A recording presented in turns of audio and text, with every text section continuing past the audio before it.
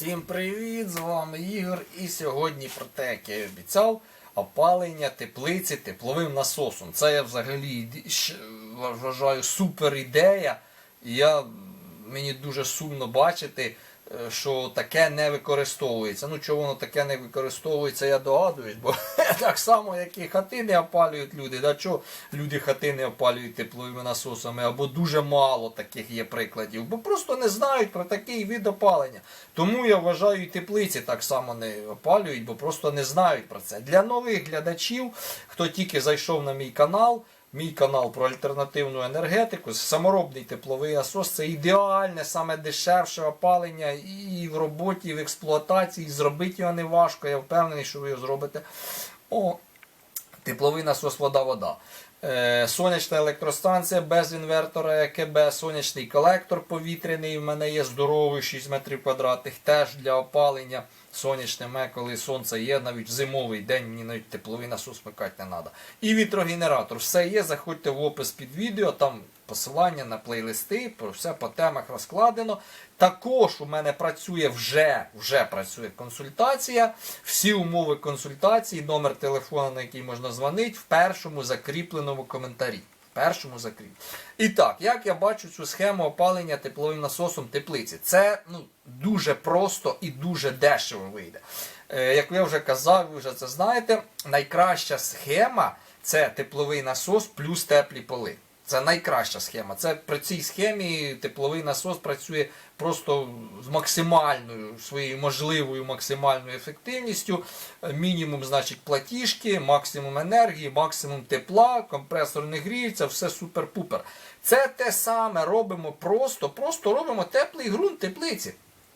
До речі, хто може не займається теплицями, там перший раз збирається з цим столкнутися, там зайнятися теплицями, а ті, хто давно цим займається, то знають, що гріти треба не повітря в теплиці, а ґрунт.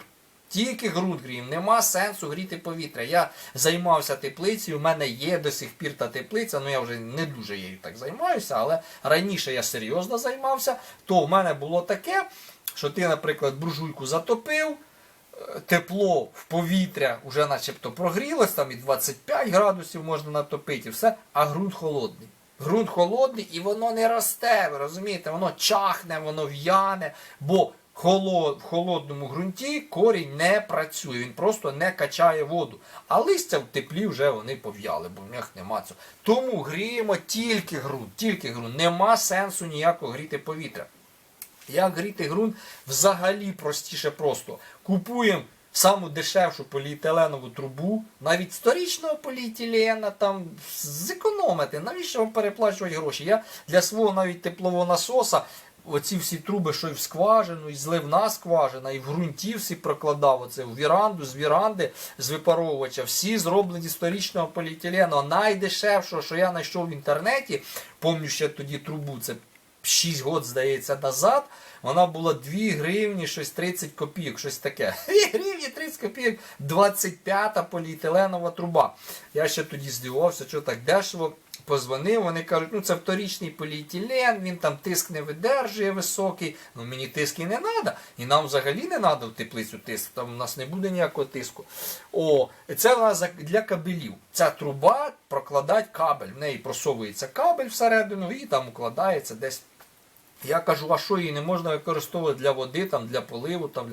Можна, чого не можна? Просто вона така вторічного поліетилена, така вона на вид не дуже тонкостінна, таке все-все. Але, будь ласка, в мене працює в скважині, вже стільки років, випаровувач теплового насоса з неї зроблю, все нормально. Єдине, що знайшов я в ній, коли замовив, трубу замовив 100 метрів бухту, там копійки взагалі виходять, самі 2,30, це 100 метрів бухта 230 гривень. Зараз, звісно, вже дорожче, я думаю, вже 2,30 ви не знайдете, може вже буде 3 з лишнім, може 4 з лишнім, але все одно, це як і була, так вона і остається зараз найдешевша труба. Ніякий металопласт, ні спеціальна для теплих полів, ні желізна не зрівняється по ціні і довговічності з цією поліетиленовою трубою. Все працює, я ж кажу. Там лякали мене, воно не буде, ти що, це для кабелів. Все робить. Я дирочку ту знайшов, видно, що це дирочка брак. Ну, при виробництві там воно видно, що так недолите, не механічне посхоже, а недолите. То я ту дірочку посередині просто вирізав, мені там треба було по 30 метрів на випаровувач, все остальне, вирізав, щось там з'єднав так само, і ви, якщо знайдете і там якусь дирочку, одну да всю бухту, то його з'єднати муфтою нема проблем, як буде дешевше. О, відразу я всю фурнітуру поліетиленову, до речі, що мені ще подобається в цих поліетиленових трубах і фурнітурі, що вона вся кріпиться знаружі. Вона вся знаружі на трубу надівається. Коліна, краніки, переходники, тройники, все надівається знаружі. Тобто в нас оцей внутрішній просвіт остається такий самий, як і був, щоб ми не чіпляли. І не вздумайте цей просвіт чимось завузити там біля теплового насосу, який ставить желізні там чи латунні краніки маленького діаметра. Не можна таке, якщо у вас йде 25-та поліетиленова труба по теплиці, теплий ґрунт, так, наприклад, то вона завжди кругом должно бути 25, оцей просвіт сохраниться. Везде, в випаровувачі, в переходниках, в краніках должно бути не менше. Якщо 32, все робіть з 32-ї, все оці проходи, краніки, те, щоб воно було снаружі, нічого там не хімічте, щоб не завузить цей... Бо для теплового насоса дуже важливо швидкість протока, для конденсатора, особливо теплового насоса. Швидкість протока теплоносія. Ну, у нас вода буде теплоносій. Від цього залежать ваші платіжки за електроенергію, ваша кількість тепла в теплиці, ну і, звісно, коефіцієнт ефективності. Коефіцієнт ефективності теплового насоса буде напряму залежати, як швидко, швидко ви відбираєте тепло в нього. Бо тепловий насос, я вже казав таке, він робить багато, велику кількість тепла, ну це так простим язиком, щоб було зрозуміло, але низької температури. І чим нижча ця температура, тим швидше ми відбираємо, тим більше він цього тепла робить. Уявляєте? Він робить більше тепла при тій самій споживанні електроенергії. Це ж супер, супер. Так що завжди про це пам'ятаємо, стремимося до максимального протоку води в нашій системі, там теплиці, чи де ви б його не робили. Я б собі купив би оцей, наприклад, 25-ту, бо 32-га вона досить така жорсткувата, вона товстенька, її важко буде гнути, оці всі переходи, я не знаю, як 32-гу. Можна, звісно, такими нахльостами, але мені здається, 25-та це було б ідеально укладати, отак от петлями, чи так будете її укладати, як ви там її будете. То вже ваша справа, наскільки ви її закопувати будете, я б закопав би десь 25-30, це щоб при перекопуванні лопатою теплиці, там, коли треба, я не зачепив лопатою ту трубу, десь 25. Втеплення під трубу я б не клав би, я вважаю, це єрунда, це зайве використання грошей, на що воно там те втеплення. Взагалі-то логічно, тепло все іде куди? Вверх. Тепло вверх піднімається, так що основна кількість тепла буде гріти наше коріння, знизу піднімається вверх. Якась, може, там часть буде прогріватися нижче труби, я не думаю, що це багато, може сантиметрів 10-15 нижче труби прогріється. І що в цьому погано? Це ж теплоакумуляція, це ж хорошо, навіть якщо щось станеться, там щось поламається, не стане світла чи ще щось, у вас цей ґрунт, об'єм ґрунта прогрітий, він досить довго буде тримати тепло. Так що я вважаю, що ніяку теплоізоляцію під трубу вкласти не треба. Але це ваша справа, дивіться, як ви хочете. Ви вважаєте за потрібним. Як зробити тепловий насос, ви вже знаєте, там в мене є куча відео. І взагалі у нас така проста система виходить, оце теплиця плюс тепловий насос. Теплі поли, поліетиленова труба. Конденсатор теж можна запхнути в поліетиленову трубу. Уявляєте, переход взагалі там, виходить, виходить з теплиці, може у вас буде тепловий насос не в самій теплиці, а десь в топочній, то звісно треба буде ці труби в землі втеплить гарно, де переход оцей там, метрів 5-10, багато не раджу. Я розглядаю зараз тепловий насос вода-вода, бо вважаю логічно, якщо є теплиця, значить має бути вода. Має бути вода, бо її ж треба поливати. Навряд чи роблять теплиці там, де вода 30-40 метрів, де їх досить проблематично. Тобто є теплиця, логічно, що є і вода. Тому вода – ідеальний варіант для теплиці. Ідеальний. Ну і все, що я хотів сказати. Тепловий насос у мене є куча відео, як зібрати. Ще порадив би все ж таки мати буржуєчку. Ну, на всяк випадок, знаєте, не стане світла там, чи може щось поламається, там не знаю, що я спочатку переживав, що там щось буде ламатися в тепловому насосі. Ну тепер я розумію, наскільки надійна штукенція, компресор кондиціонера. Наскільки це надійна штукенція, якщо правильно організувати його роботу, дати йому все, що треба, підігрів, там, нечасті включення, ну все так. Він буде робити, я не знаю, скільки год, а більше там ламатися нема чому.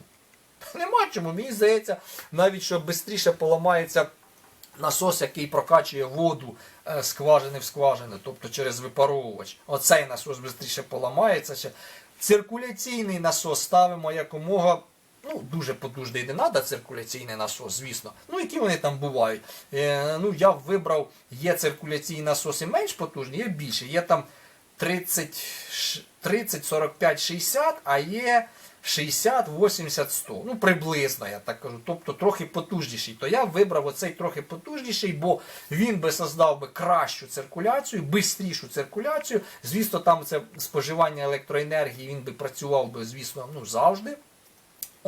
Воно б там трохи збільшилось, ну там 20, 30, 40 Вт більше було б споживання, але ви б набагато більше виграли б на тому копові, щоб збільшився тепловий насос. Тобто оці втрати перекрилися більшою виробництвом теплової енергії, тобто більшим копом.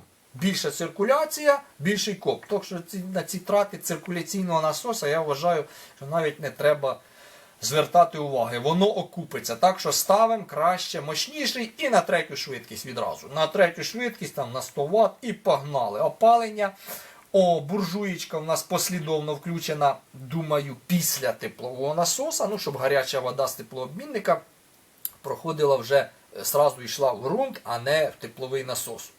А потім вже після всього ґрунта заходила в тепловий насос і потім. Хоча можна організувати і паралельно, ну це вже теж дивіться на ваш вибір, як вам краще. Паралельно, послідовно, як у вас там розташування, місце, все там як воно стоїть, як вам буде краще. Якщо у вас ця теплиця не всесезонна, тобто буде замерзати. Єдине, що може замерзнути вода, то це тільки в залізному теплообміннику вашої буржуйки. Оце єдине. Оце хіба що там треба злити воду. Хіба що там. Більше ніде не треба.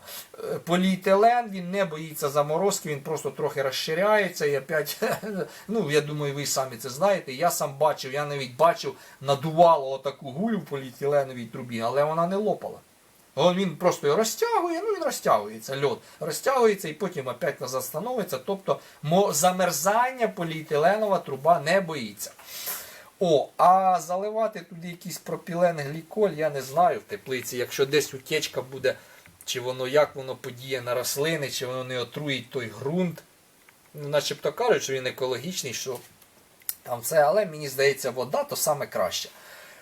Ну так от я бачу опалення тепловим насосом. Простіше не буває. Двохтарифний лічильник обов'язково. І вмикаємо опалення тепловим насосом вночі взагалі, щоб він там молотив, хай круте там постійно без зупинки. А вдень ви можете виключати. Ну, вдень колись і сонце, вдень взагалі тепліше, бо це вже весна. Ну, теплиця ви самі знаєте. Це для тепличників я роблю відео, так що вдень це не так критично, не так багато треба таки тепла, бо все ж таки, хоч вона навіть і трошки такого сонця, трохи хмарності, теплиця таки трохи нагрівається, навіть не трохи нормально, особливо в березні, в кінці лютого навіть, уже сонце досить так непогано гріє ту теплицю. Так що це тільки вночі, а вночі у нас нічний тариф. Це взагалі буде, я топив дровами теплицю, коли займався, то це просто жах, це такий гемор, це вночі встаєш, носиш ті дрова, підкидаєш, воно темно там, багато дров не наносиш туди, бо вони відсиріють, вони горіть не будуть, треба постійно заносити, ти зайшов в ту теплицю, щоб підкинути, хоча б там пошевелити ті дрова, вже на тобі вся ця одежа відсиріла відразу, буквально за декілька хвилин, вологість теплиці. Ти виходиш на двір, тебе трошки вітерцем обдуло, ти вже мокрий, вже больний, вже щось чхаєш, отак включив собі той тепловізор, нічого не заглядаєш, не думаєш, він собі там працює, гріє цілу ніч. Ідеально. ідеально. Я всім раджу. Що кому не зрозуміло, які є питання по цьому такому опаленню, там чи в теплиці, чи просто по як зробити тепловий насос, дзвоніть. Я думаю, що, я ж кажу, з моїми відео, кількістю моїх відео, вже я там все розжував. Плюс консультація, у вас все 100% получиться. Все 100%. Все получиться, все відбудеться, все буде працювати ідеально. Я навіть не сумніваюся, якщо відео ще й за консультацію позвоните це. Ну все, що я може не сказав, що не зрозуміло, дзвоніть, питайте. Всім до побачення, до слідуючих відео.